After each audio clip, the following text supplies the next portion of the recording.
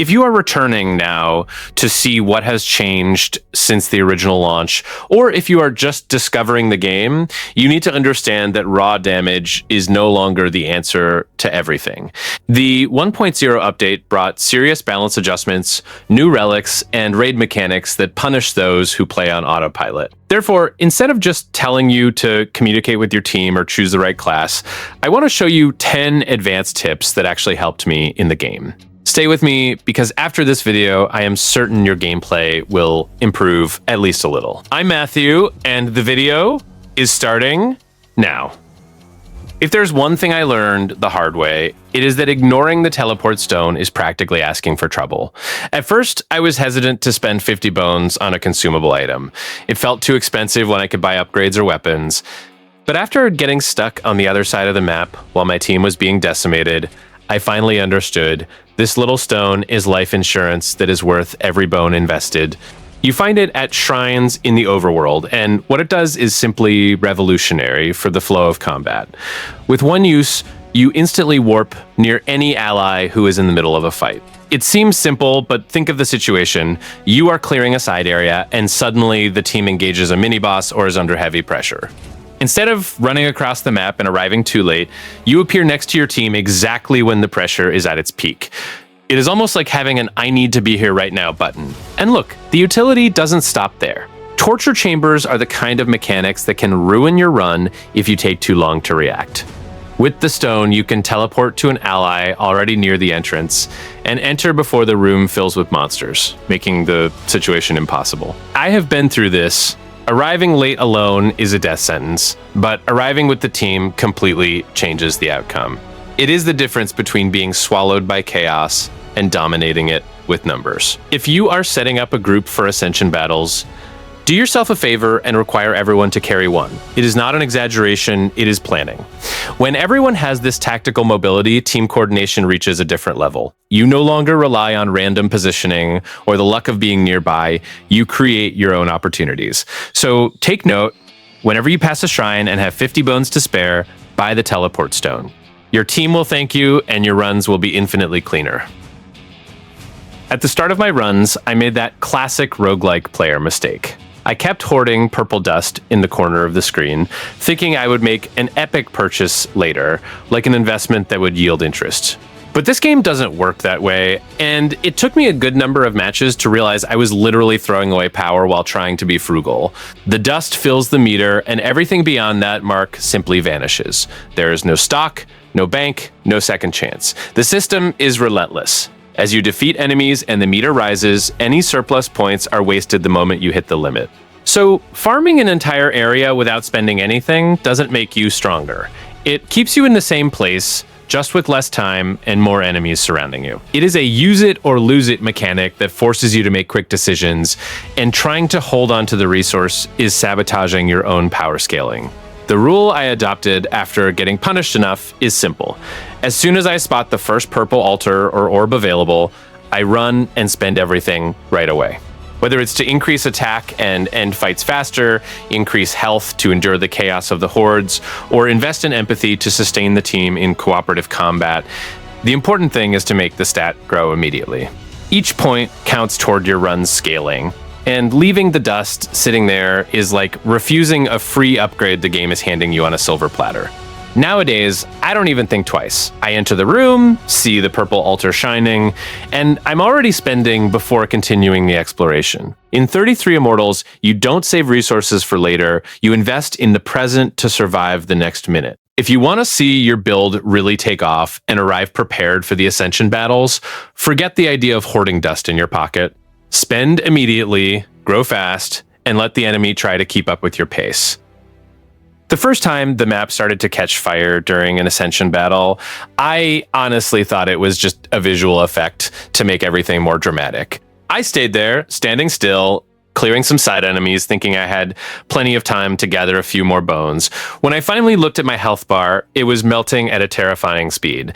I died goofing off in a corner of the map while my team tried to hold the fight alone, and that was one of those embarrassing moments that teaches you more than any game tutorial. Here is what actually happens. When the portals to the Ascension battle open, the entire map begins to be gradually consumed by a fire that isn't just scary scenery. It constantly drains your health if you stay in the affected areas, and this drain is silent and relentless. It is not pass through and forget damage. It is a continuous burn that kills you while you are distracted looking at your inventory, farming resources, or simply lost in exploration. Therefore, keeping your eyes glued to the map during these windows is absolutely non-negotiable. You need to know exactly where the group is moving and get there before the fire reaches you. If you have already bought that teleport stone we discussed, this is the exact moment to use it without hesitation. Trying to run on foot across the world while everything burns around you is practically asking to turn to ash before reaching the fight. The lesson I learned the hard way is simple. When the Ascension battle begins, the game's pace changes completely. It is no longer time to explore or farm, it is time to position. Look at the map, identify where the team is concentrating force, and go there immediately. Do not let this fire catch you off guard, because it does not warn you twice. Stay sharp, use your tools, and survive to fight for real. I have been in that classic situation. Boss health at half, everyone focusing damage, thinking victory was just a matter of time. And then suddenly the floor fills with shackles, blue elites start teleporting people into death zones, and fire tears cover the entire arena. In 5 seconds, what looked like a sure victory turned into a total wipe. We learned the hard way that in 33 Immortals, especially against a boss like Lucifer, ignoring the minions is not an optimization strategy, it is collective suicide. These enemies that appear during the fight aren't just decoration to make combat more intense, they are what I call mechanic mobs, because each of them exists to activate a terrible condition that can ruin the entire team. The blue elites, for example, have abilities that displace players or create denial zones that force the team to split up. The shackles pin you in place, making you an easy target for the boss's next area attack. And the tears, those fireballs that keep falling, covered the floor in danger until there was no safe space left to breathe. Leaving these guys alive is literally building your own trap. When you enter the arena against Lucifer, the first thing the team needs to decide isn't who will deal the most damage, but who is watching the ads. As soon as a blue elite or a shackle appears on the field, the priority shifts immediately. It is no use having the perfect combo ready if you are going to be chained and canceled in the middle of the animation. The damage on the boss can wait 5 seconds. These mechanic mobs cannot. Taking them down quickly keeps the battlefield clean and gives the team the freedom to actually fight the boss.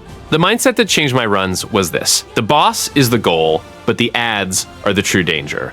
If the entire team adopts this discipline of clearing a mechanic before shifting focus back to the main damage, the fight becomes night and day. It is not about being stronger, it is about being smarter. So the next time you are facing Lucifer and a bunch of enemies appear in the middle of the screen, don't think leave it there. Think kill first, celebrate later. Your team will get through the fight alive, and that is the only victory that matters. The first time I entered an Ascension battle with the whole team stacked, I thought I was doing the right thing. After all, the more people, the easier, right? Wrong. We were so bunched up that half the team died in the same area attacks. The damage was a mess without focus, and in the end, we got one relic to share among 33 people. It was after this collective defeat that I discovered the real strategy is exactly the opposite: divide and conquer. The game gives you multiple simultaneous Ascension battles, and the smart play is to split the group into smaller teams to attack each of them at the same time.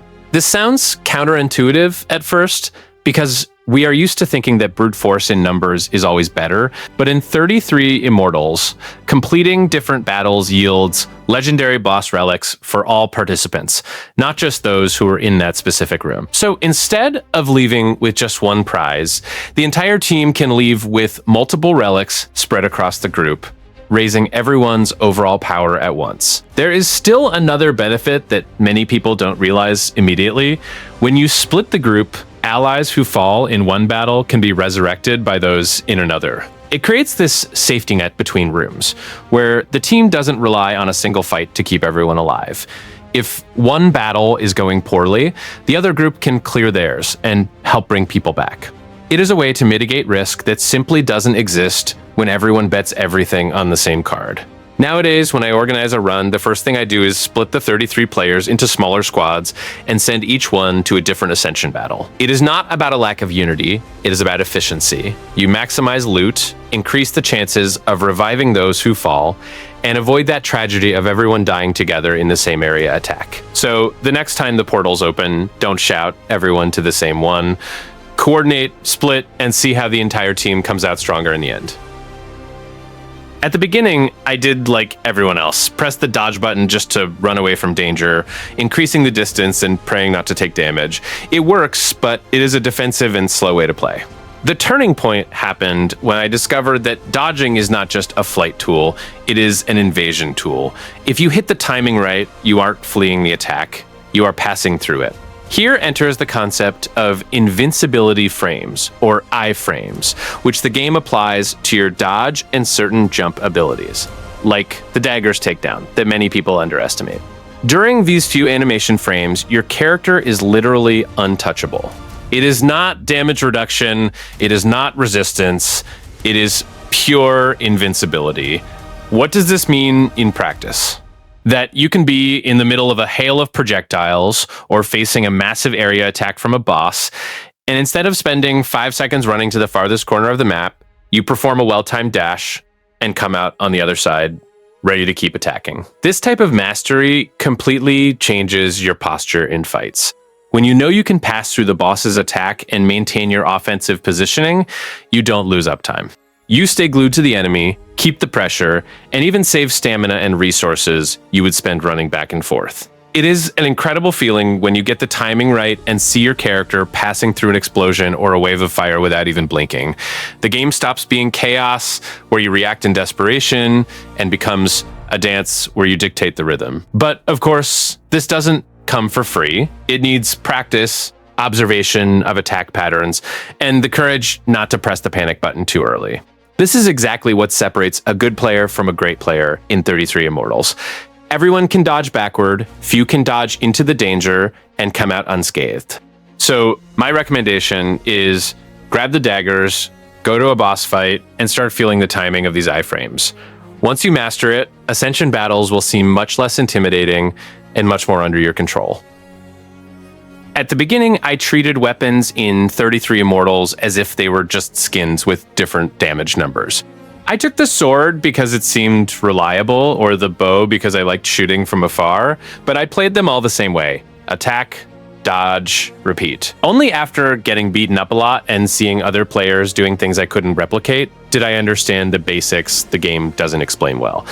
Every weapon here is practically a full class, with a unique mechanical identity that changes how you approach combat. Take the sword, for example.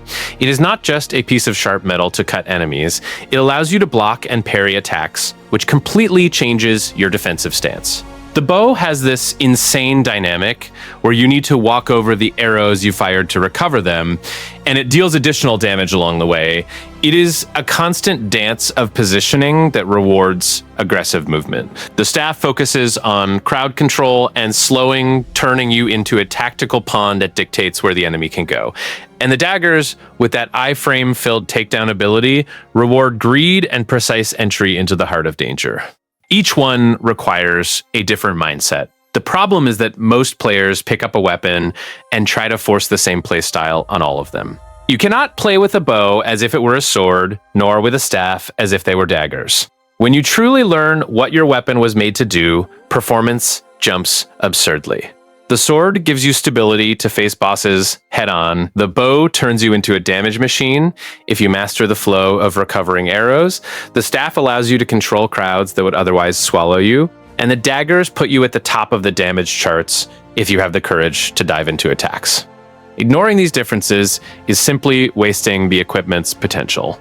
So if you are still in that phase of swapping weapons just for the attack number, do yourself a favor, pick one, anyone, and play with it until the specific mechanic makes sense in your subconscious. Master the sword's block, the bow's arrow dance, the staff's crowd control, or the dagger's invasion. When you stop treating all weapons as equal and start respecting each one's identity, that is when you stop being just another one in the horde and become a real problem for the enemies.